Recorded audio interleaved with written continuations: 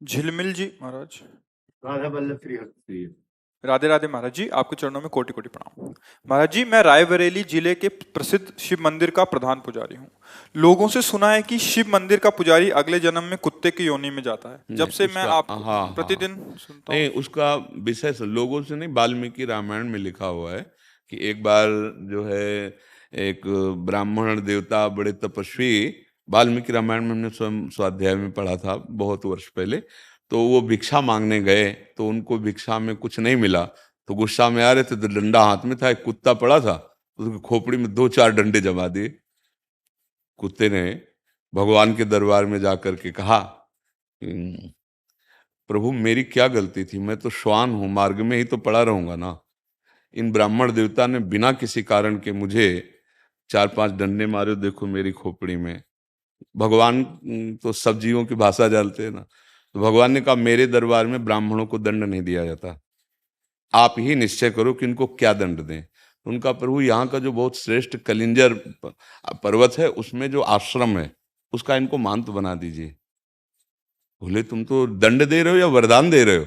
बोले प्रभु मैं पूर्व में महंत ही था, इसीलिए मैं आपको कह रहा हूं कि जब महंत बनेंगे ना और मनमानी आचरण करेंगे और भगवत अर्पित बिना किए जो भगवान के लिए आता है वो खाएंगे तो कुत्ता बनेंगे, तो हमारे जैसा इनको भी पता चलेगा कि श्वान योनि में कितना कष्ट होता है। इसका रहस्य आप समझ पाए?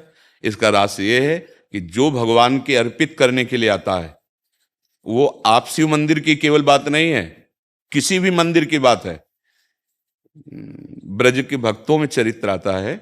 एक दिन एक विरक्त संत जो गुफा में भजन करते थे, क्योंकि जैसे गिरिराज जी है, नंदगांव है, बरसाना, यहाँ पर्वत हैं तो यहाँ गुफाएं भी हैं, संत जन एकांतिक भजन, तो वो भिक्षा मांग के आ रहे थे, पीछे से आवाज है, बाबा सुन, अगर मुझे थोड़ा टुकड़ा दे दे तो मेरी प्रेत योनि से मुक्ति हो जाए। तो ऐसे मुड़ के देखा तो कोई नहीं दिखाई दिया, एक कुत्ता दिखाई दिया, तो उन्हें लगा शायद ऐसे कानू। फिर अब बाबा सुनो ना आए, तो फिर मुड़ के देखा कौन हो तुम? तब बोले कि जो मैं कुत्ता रूप दिखाई दे रहा हूं मैं नंदालय का पुजारी हूं। तो उनका प्रभु आप तो भगवत पार्षद हैं, आपकी ऐसी कैसे? तो उनका लाला के लिए अमनिया आता था, बिना भोग लगाए हमने उसको प्रयोग किया, तो उसके दंड में अगर आप अपनी जूठन करके दे देंगे तो अभी मैं मुक्त हो। तो बोले भैया यदि तुम्हें भगवत प्राप्ति हो रही है दोष से मुक्त, तुरंत जूठन करके उन्होंने दे दी। बात यहां समझनी, शिव मंदिर ही नहीं, किसी भी मंदिर में आपके पास शिव जी के लिए जो कुछ आया है आप उनको अर्पित कर दिए, इसके बाद जो प्रसाद रूप से आप सेवन करते कभी आपकी दुर्गति नहीं हो सकती। लेकिन आया मानो जैसे जो भी वस्तु आई वो आप उसे अपने प्रयोग में बिना स्वामी को अर्पित किए, फिर वो अपराध बन जाएगा। ऐसा नहीं है, हम उन्हीं के उपासक रहे हैं, उन्हीं के आए मुक्ति तो, अरे मुक्ति तुम यार, बहुत शिवलिंग है। अरे अरे उनकी बात जाने दो, हम कह रहे तुम अंगूठे में ऐसे भावना करके करो अभिषेक मुक्ति हो जाएगी। शिव भावना तो करो तुम, बालू की शिवलिंग नहीं बनाया जाता। अरे यार कभी ऐसी बातों में, हाँ बात उसको अंतर की बात समझना।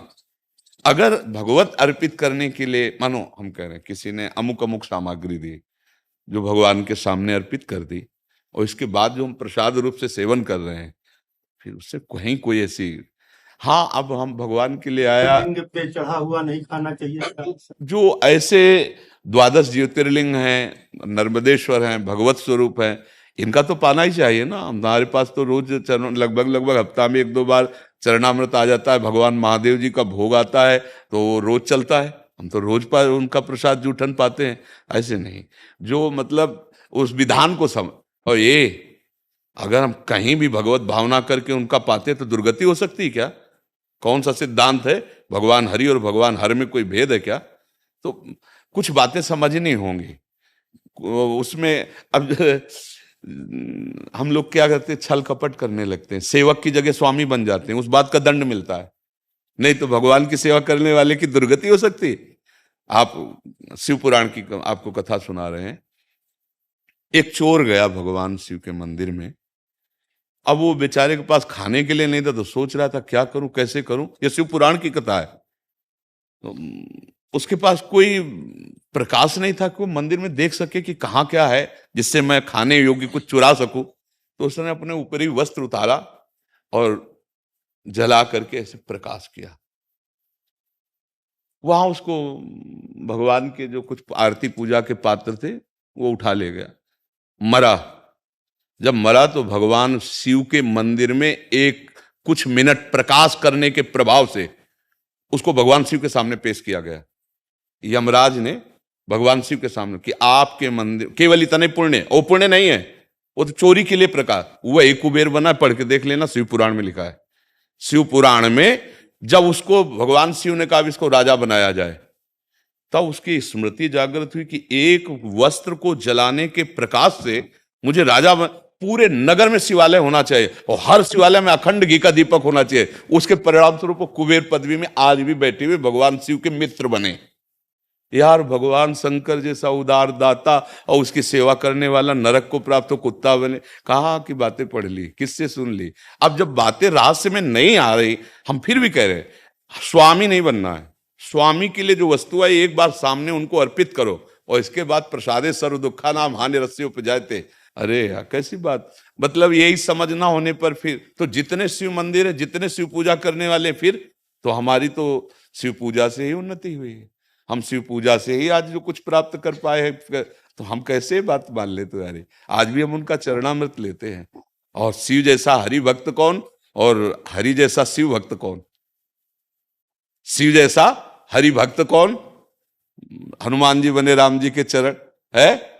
देखो, गंगा धारण किए हुए श्री कृष्ण का चरणामृत तो है ना, और भगवान हरि रामेश्वर की स्थापना कर रहे हैं और वो कह रहे हमारे गुरु है, ये हमारे इष्ट है। इसलिए भाई, व्यर्थ की कल्पनात्मक बातों में नहीं जाना चाहिए। जो शास्त्र में लिखा है उसका कुछ रहस्य होता है, वो बिना भजन के नहीं समझ में आता है।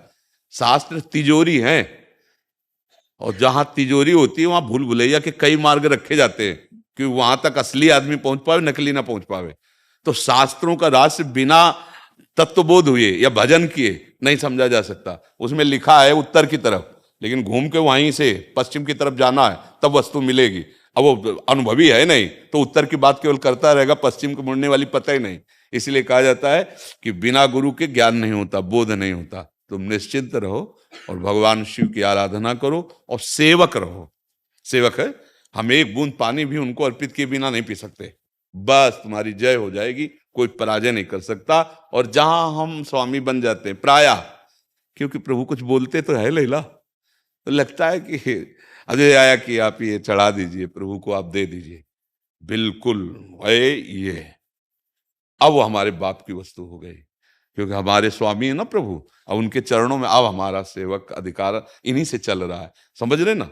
और अगर ये हुआ कि भाई हाँ ठीक है, अब इसका हिसाब तुम्हें देना पड़ेगा, तुम्हारी जेब में गया ना, अब तुम्हें हिसाब देना पड़ेगा। ऐसे ही हर एक वस्तु, बस ये सावधानी हट गई तो गिर जाओगे, नहीं किसी की ताकत नहीं कि गिरा दे। भागवतिक जीवन निर्वाह के लिए फिर कोई परेशानी नहीं, भगवद अर्पित जीवन ऐसा। फिर तो देखो आप धामों में देखो ना। अच्छा, आप तो कहीं किसी एक पवित्र जगह का नाम ले रहे हैं, हम तो काशी की बात कर रहे हैं, जहाँ घर घर शिवालय है। घर घर शिवालय है, बिना उनके भोग लगे, बिना उनका प्रसाद पाए कोई जी नहीं सकता काशी में। जैसे यहाँ कहीं भी भोग लगाओ जय जय श्री राधे बोलना पड़ेगा, महारानी जी का धाम है, ऐसे काशी भगवान शिव का घर है। कोई घर ऐसा नहीं जहाँ शिवालय ना हो, कोई घर ऐसा नहीं जो उनकी जूठन न खाता हो। फिर सब क्या होगा ये जो आप बोल रहे हो? अगर सब हो तो फिर क्या होगा? और हर को मोक्ष मिलेगा। काशी नाथ का जो सेवक है वो मुक्तिदाता है, ऐसा खिलवाड़ नहीं है। और ऑर्डर डाले यार, एक चुल्लू जल में बिक जाने वाले महादेव जी है, उनके सेवक को भय हो कि हमारी मुक्ति होगी कि नहीं, क्या होगा कि नहीं, ऐसा नहीं सोचते।